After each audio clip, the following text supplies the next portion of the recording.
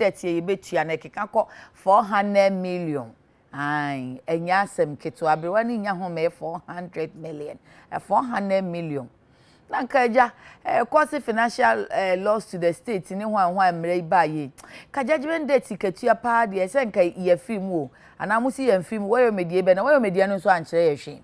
Ena na ye sisesi ayi ekuo bi adwumaku e from say GPGC ye ne wo mo ko sign power purchasing agreement say bra na e wodum so mu no so wo mo aye ne nkane a ene afi yakotwa contract ni mu wo mo de ya akọ ye arbitration ama afi de wo makodi asem no ebu aboyen ye tua wo 134 million US dollars ba ko so ono so ye se ye de ama no contract ye wi ye se da bi okra adwuma no ntimi nya ono so wakra ho niama aba beji every way omo no be traffic management on kran ha sei no omo nso se yaje omo contract de ama warefo enti omo nso omo de ye kɔ ama Ghana fo bi ahya se no kra ya sɛm nye de ewi ase wade nya awose ye ya sɛm nye de nti wanhwe ye no nso 55 million ye betua ansa na GC net de no nso ba enti omo keka bomu wa bebre sesi ayi de abu aboyen ye sese yetua eye saa GPGC eye enyamahoden de no na enu na ebinum say nanka ye betimi afa kwan bi so ne wo mo akasa ama ayeye ebisusi ono obi omo mato mrade de ni omo kokama ne ye bi say ane ni omo asan contract na wie enti na sese ekobisa se wo mo hya ase de saa enkrofo yi ba ye ni omo ko contract no contract ben wo mo ni omo ko omo ma kwa ma omo bu mra so a ene ami ekwa akotua saa sika 134 million ni ya pekuso ogum rahye bedwani eye owura John Jinapo na biribi no ye deputy minister energy na yanya mfa minister ama hobiem no so san hwe achi se substantive minister enti yeni nam nyaja obetumi akire mu pa and wodi minister o ye kro beka se wan convert ya approve no but wodi ni kakra wodi enti Ona, good morning. So, Tekwe na acting minister. Abase odi kakra san se Tekwe ba. Normally, some minister everywhere somebody asks. You so Tekwe na acting. Unti we ni kakra kakra. David. Oh yeah, sure. Anope wa bre but ya twe na ba wo free ni pesua so ba nche ye nti wo hwe nanimu a wa bre but se wo be chire yimu enwume date ni wura no ona ba no pay ye da se pa ne wo bre se wo be duru be 7:30 so fa che yen na sa GPGC agreement no moko ni sen me da se bebre ne de ka me chia mu nyina chia tiefo omani ye nyina ye dia okay na ye nyina ye ho se ne ebe ye bia no ebebo wo man no it doesn't mean say nyensa e wo ba ko fotrim sani a wo kan no around 2014 2015 tamana akoso modam awe buyi dam awe ye other dam ne wo akoso mo ase ebeba three dams nyina na I say awe okay na ye mfidie ni se bebre na e wo problems kakra pon dams so awe tina si ye bibi na ye de so nia ye nyina na ye friend no dum so na no because PPS wo ho na ECG assign be 4 years 5 years microphone intime emma senka o ma traditional PPS no nkomo ba on board nka ye hia this emergency agreement okay the 2015 na Miami minister aye Dr. Donko on GPGPC for a sign agreement omoma 107 megawatts GPGC for mu free here I think so for Italy I'll check for and Turkey sorry Turkey okay thank you ntino omu emwaye na yenya sa emfidie no 107 megawatts okay 107 for 4 years after 4 years no omu ebe pake omu niema na omako it is AXA nti omu guso a omu de mfidie ni bekura ba ya omu ye adwuma no na ye lose election nti na me say as NDC ye free abai nti MPP bae no na Mr. Boachaja ko say or for me be a friend PPA committee led by Energy Commission. In fact, any time I was chairing a similar committee, a new World Bank for Say there were 2 issues. There was something of that Oh, there was sort. something there because any amateur no. There were traditional PPAs I signing. Okay. Emma on board. Dooms also higher. Yeah, More show money signing but omuma. Okay. They are not able to reach financial close. When reach financial close, that means that 1 year is kind of the beba. Okay. Dooms also higher. Okay. The entrance, Yamfa and Enche Demi from the young Encosi a brow won't be na say, you bet man, emergency power, every boy, by 4 years, 3 years. Let's go for that. Send you by 4 years.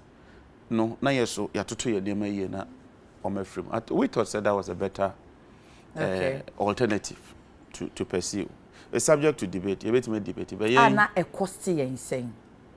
Sa 107 megawatts for 4 years, you know, not meaning a contractual agreement. I can check the capacity for you. It's one of the cheapest amongst all the thermal plants. It may you figures now. Because you say you know none boy ding.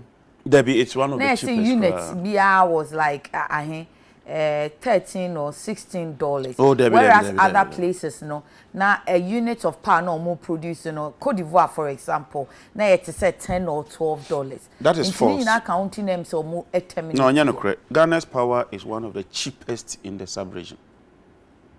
Timatis ministers because Ghana power is the most expensive. I mean, fan to just say, and you know, Ghana power is the most expensive. Maybe what official record from the African Development Bank. Our man investigated about 16 countries. Your end user tariffs. Ghana places number 4. Into this whole issue, say Ghana power is the most expensive. No. It's neither here nor there. Do you have an idea? Say PPA for those emergency power, no, so omu produce a unit you're saying. Oh, it ranges. It be about 9, it be about 10. Really? Yeah, depending on. So 16 9 or 10. Oh, I can give you the figures. Always 13, 14. Take that from me. I can give you a table of your PPAs in I see. In terms of capacity charge. Into GPGC for that is it. Intino, I buy take over no. And a minister boy charge ako. A form on one PPA committee. Energy minister. Yes. Okay. And Osamba Parliament in Pose PPAs ni bi wa omo believe say they don't need them. Nti say omo ni omo ye agreement. Che say me yan power plant me no be sin kunya ni akasa. Okay. Na say bibi kakra na mepa mawa. Na me dey ma na say we free. Okay. So my figure cross is about 400 million. Okay. For 11 PPAs. Okay. Any challenges enya no kre. You hear details, you hear figures. You am fair non tune chain. But 13 February. And I a letter the man 13 February year be 13 February 2018. Okay. And I letter edema GPGC Limited. Say what terminate omo contract no. Just oni omo nsi nkunya, oni omo nkasa. Ono nienti o terminate your contract ne say. Or say the ministry has been informed by the Energy Commission that GPGC has still not obtained a license from the Commission to engage in the business or commercial activity for the sale of electricity. GPGC therefore has no capacity to execute the EPA. Accordingly, the EPA is null and void for want of capacity. And also, of course, similarly, although it's a requirement to obtain siting and construction permits from the Commission prior to construction and installation of a plant for the production and supply of energy, GPGC has commenced construction on site without the requisite siting and construction permits.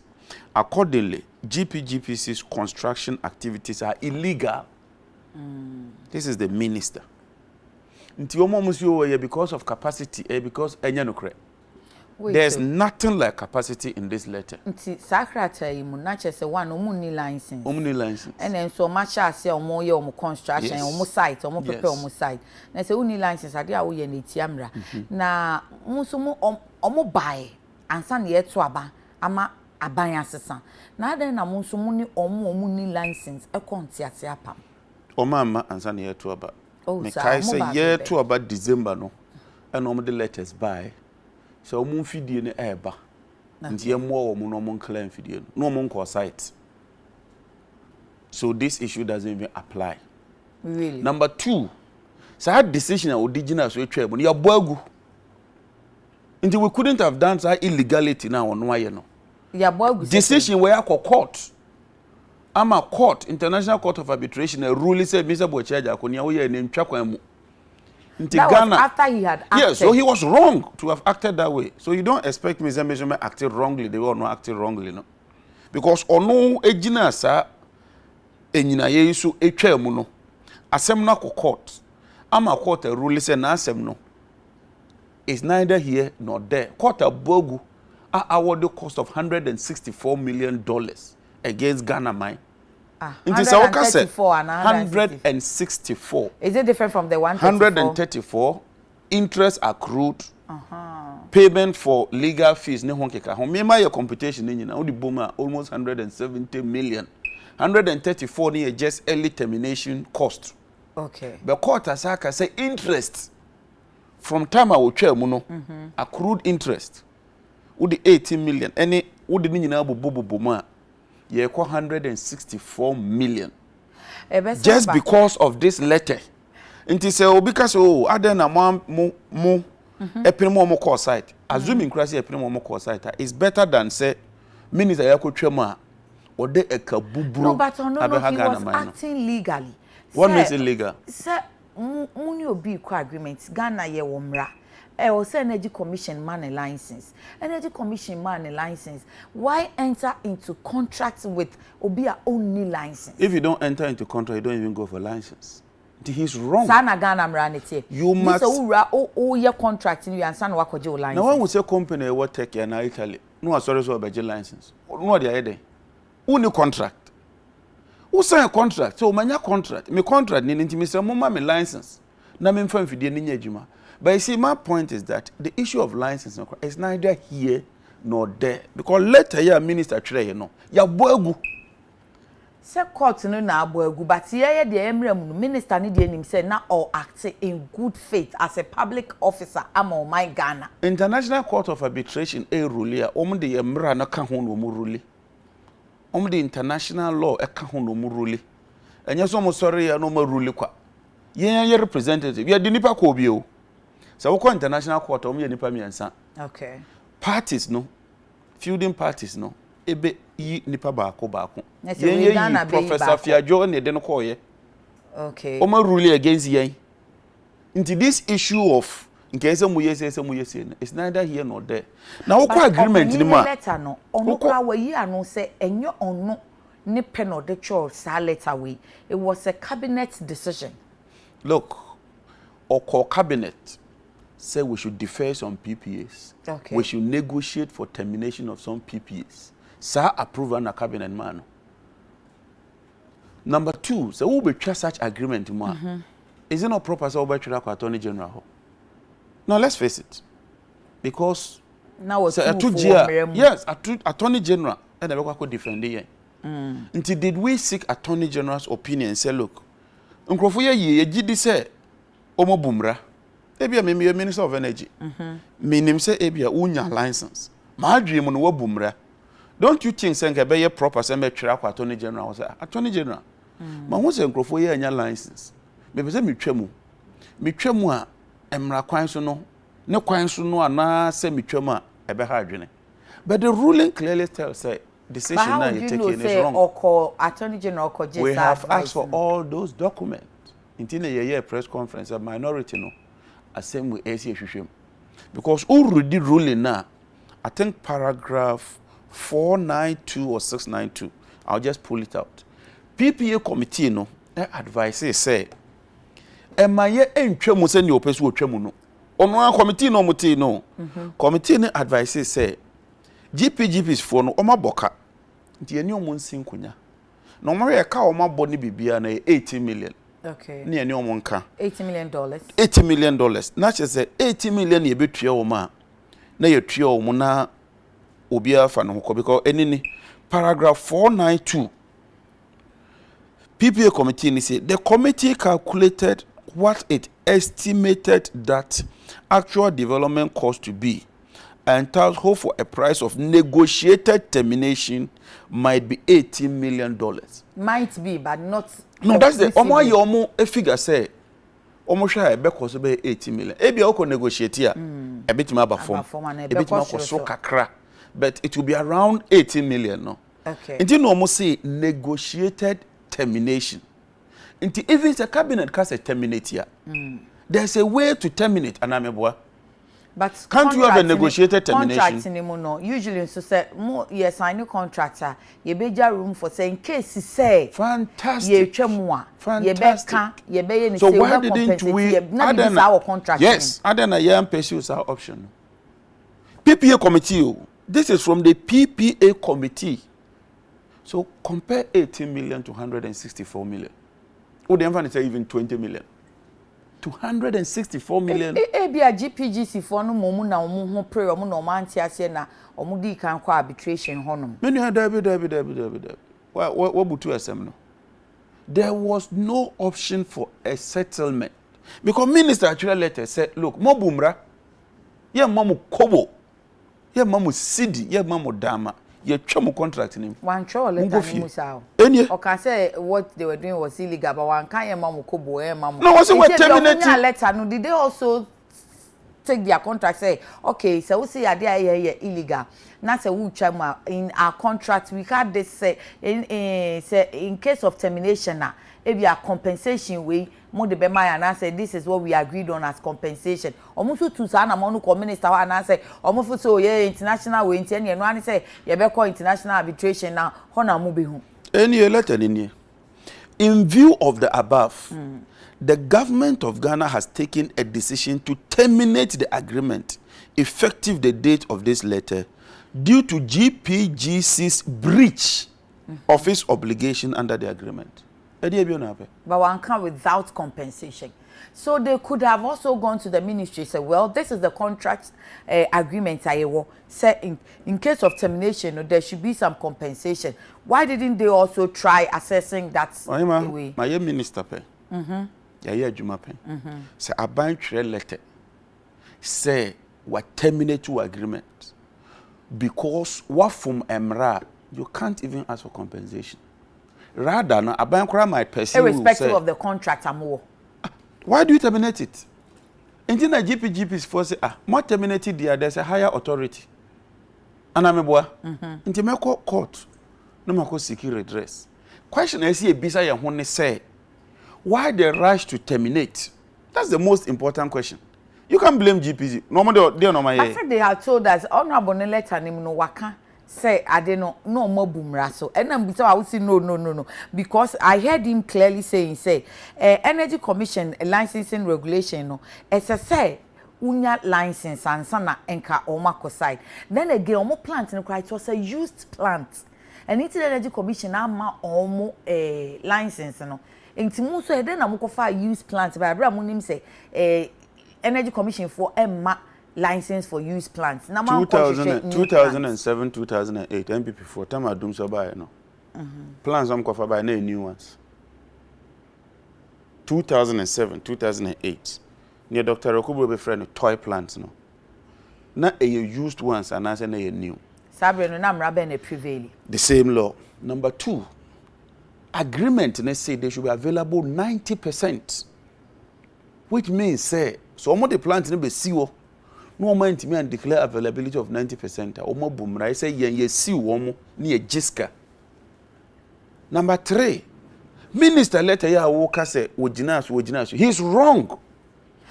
Letter way. I will center on the minister because Missy Martin minister now on so clear who say it wasn't solely his decision.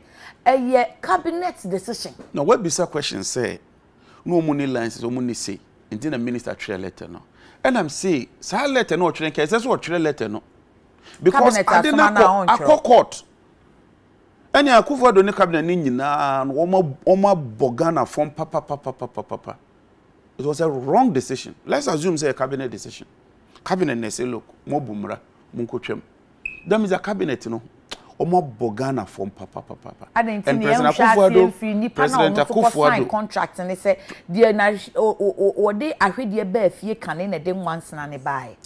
Yes say you Dr. Conrado Nkoni, President Mama Paso. How? National honors of the highest agreement level. What the two agreement?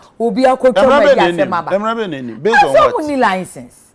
Court is saying you can no credit was omuni license. Court a rule saying you can no credit. Into this issue of omuni license na emamubium. Sanke ya court and a court is oh minister. Decision now we're taking a yamra kwemu.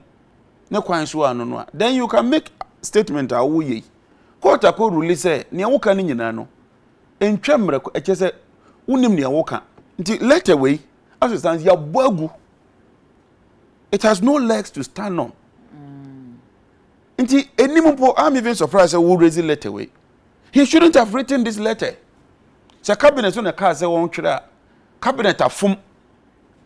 Where is the Attorney General's advice on this? Last week now we shall see a boni jana honorable Bwacheja ko no say enipa din de enchena ya say no na wono no enyu wono I heard him clearly say enyu ono ne pe na a cabinet and a committee and a committee no hwehwemu na committee nti so be waka said there was a PPA committee. So maybe the PPA committee advised him to do what? To terminate? He only acted on advice. I have just read to you near PPA committee in this one year. PPA committee in this man terminate on your own. Okay. Settle for 18 million. Okay. I just read it. Me, I'm not even interested in Bwacheja. I don't want to personalize Bwacheja. I'm referring to an official letter signed by him. I'm not interested in his personality. Okay. He's my friend. I'm in the issue. I'm dealing with issues officially. Okay. There's an official letter. There's a ruling by the International Court of Arbitration. Ruling now I reference PPA. And I may make us as minister, no. Where is the Attorney General's letter giving you consent? Say terminate. Okay. Even if cabinet says terminate, you can have a settlement termination. Okay. You can have different forms of termination. Okay. But if you decide say omo bumraswa, any a different matter. But emrana also omo busu no, e court no ebueti yawo. So you could have called them now on your mark and say munim sa PPAs we nyina sisi anu ye hia bi because power no ye no a ye mfansi ho. We can't stop her. And maybe we don't have need for your plants anymore. Inti mo ma ye nkeka na ye nya mo kwan. Or say look. Ye nim say mo power no ebema ye power 107 megawatt. But instead of say bia ye nya no 2018 no. Yes mo ye ntwenko 2019. Okay. By 2019 mo starting shishin fidie no. By 2020 na e bia AXA. Me no ka say AXA for we. Eso mo free ho. Okay. Na mo hye AXA na. But manya confirmation say even AXA agreement na I spy no. Aban we are any agreement no. Let them deny it. Nam kasa omo say PPAs no kura bebre musan endorse. Omo say endorse but they have extended the AXA agreement. Put me on record them on me deny. Really? So omo extend the AXA agreement. But do we have need for it? Omo next year. By 2023, if Ghana nya new plants you be could do some. By the end of 2023, this is an official record from Gridco. I read all the reports. So, when you make count, Gridco, omo na ye, omo like omo shisha ye mfidi na meboa. Omo ye projections. Enini, this is the 2020 electricity supply plan for Ghana. Okay. An outlook of the power supply situation for 2020 and highlights of the medium-term power requirement. This from Gridco. Okay. Omo ye projection. Catch you say, if by 2023, say you have new plants, by the end of 2023, we will not have enough power. Nam kase si I say ye wo power no kra ma ne bro so ebi mu say ye nkoton bi ni ade a sa PPA fu bebre wo no ma ye say ye twetwam. Because enokre enedi.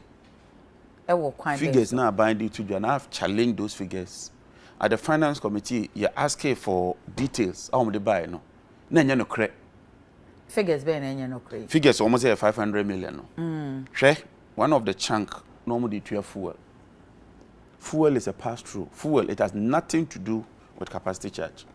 Capacity is if you see ho. Okay. Enye adwuma. Okay. Available 7 power be wo se there be. Ono wakwaje bosia wo bank ene de plant na bro insurance ma tie so money bibi kakra nti fuel free o ka apake sifie nka wulo do akokonongo ana Kumase kawo na shi o menko se o kawo na me driver ma nko a me kofi a se me bo akohoma yeah nje se o man bibi kakra me kofi a na me abo akohoma ana me bo e ba ni sen na yesi o fuel ma nko Kumase so 10 drums ehun sekani kana ya pakisi fa kana ya pakina. You are sure about that? I have the figures. I can just open the document for you. No more quote you me too rare. No more tracy. Okay, again, GPGC for agreement in no. Yes, more exempt you from all taxes. It's no moon to your taxi bia. I didn't think I'm more sir. Taxation is a pass through. I see anything. I see any say. Or no, or then the plant I base you. What's a plant na me toy, 100 cities. It is the power magana for magic Ghana for 1 city. And a bit mama matemeka. Also 1 city no. Maybe the tax 20% air to so. Fair. How many bit years 20? So company in a bit. The consumer will pay. Simple. That's already consumer no to other. Consumer no 1 city now what we near for the cost of the plant. I mean, it's already no consumers here to taxes yes. for energy so that.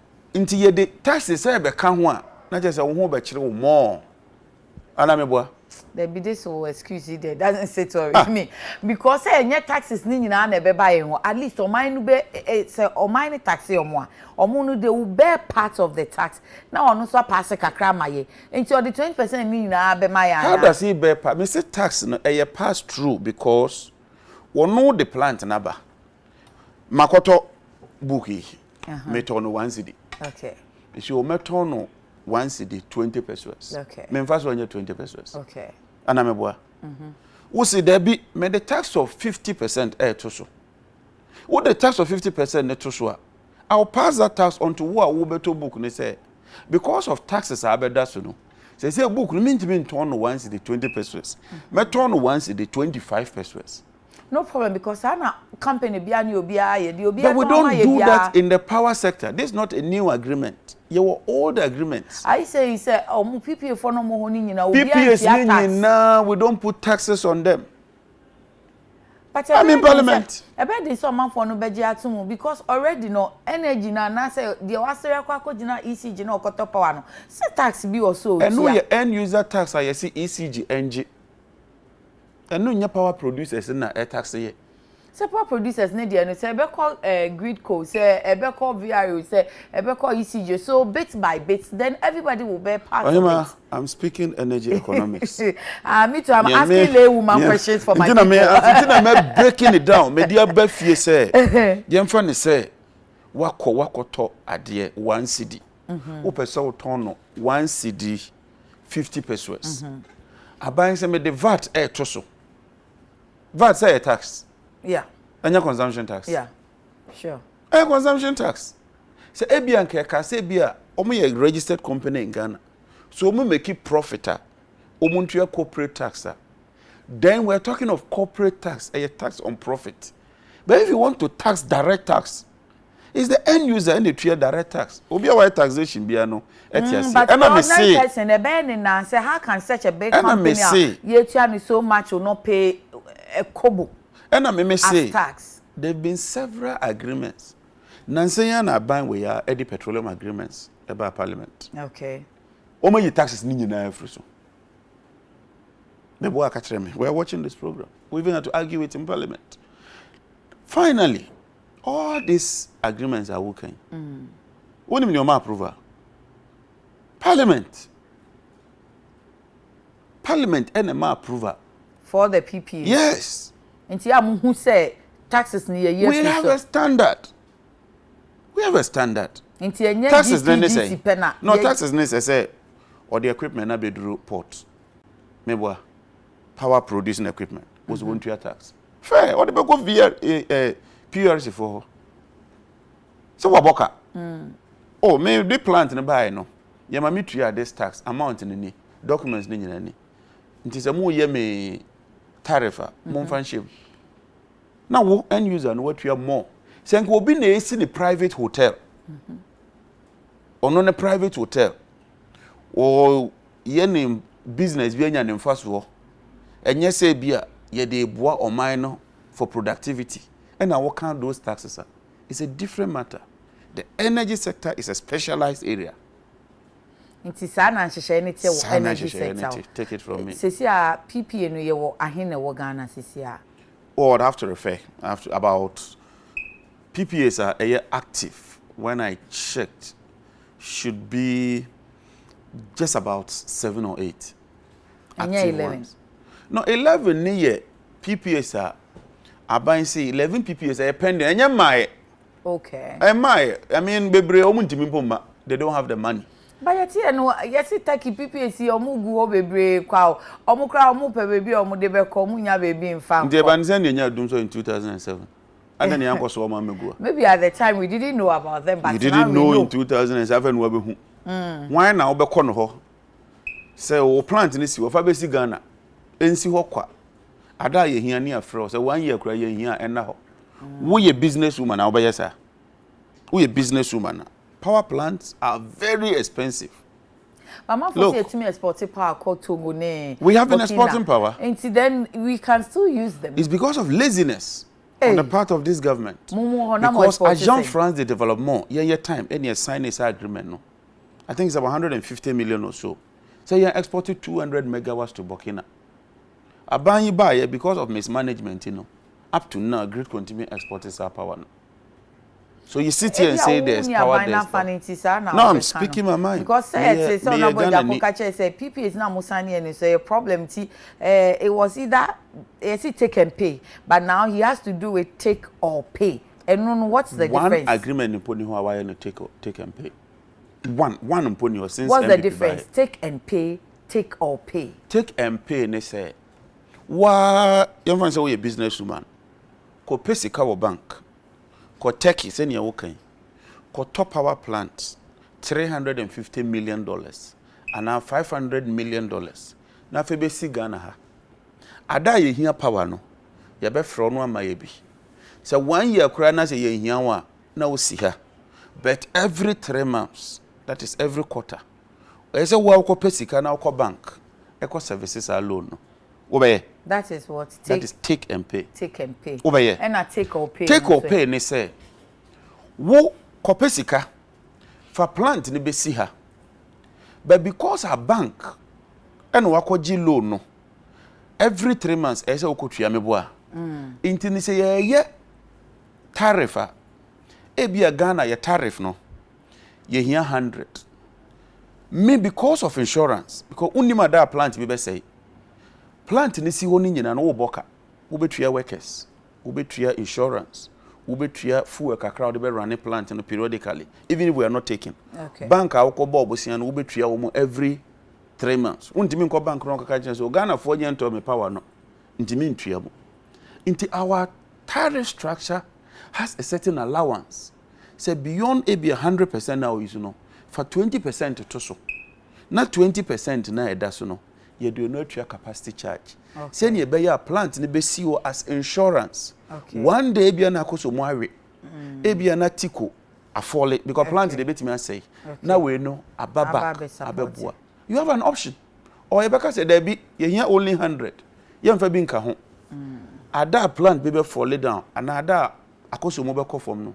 Na ya dadum so ma be 1 year 2 years. It's an option. That is one interpretation. A decision. Judgment debt no ebi wo ho bie mu a eba from the energy sector na say no nienti a ye kasa ne say ye caution aban say munya abotre aban ya ntie ena o makofa sa akwan ya ede ekabuburo ekamu twitwiredie ekamu adamu se mu odu a say sika ye betima ye niema bebre $164 million. That is just a calculation because they were officially in 134. Oh, may I do the calculations? Let them dispute it. Open Google. You see the 164 by most online newspapers. And I just told you, say, apart from 134, no. Oma rule say, yentwetwia, eka bebrebia, o de boma, eno enede ebedru sa level so one near metre no the idea is not because in light of this but we are penny judgment data no ba ko bi so edemu a ya nhwe ne yi a ebe ha yi pa ne ne friend Beijing everywhere Won ye woka 134 ni. Beyond 134 no say yentua 3 million in respect of legal charges. Yentua 3.3. Ye bese tua another 18 million. Eno so ye interest abedamu. Nti wo calculate ni nyina na se wo de bomu na wo bono tofa ay 164. Beijing everywhere so omo buy almost start ye adwuma abanye hwam.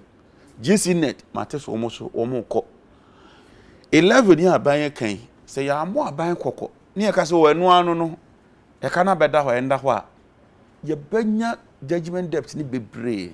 So the question is, why babam, why winning power? Is this the best option to pursue? Let's that face question it. we say na ya bamu for ne be ya no enti da chi bia bamu for so beba no mo so abe ya no amaye da Honorable John Jinapo ase MP ya Pekusogu Bribisi no ye deputy energy minister and ye disa judgment Oh ya wadamfo ye man tu kan be kra me friend a obeje me se na wa ba me da na se pa enti ye dan ho akwa ba ko ba pa fe Ghana nkomo no so ye de bebre mo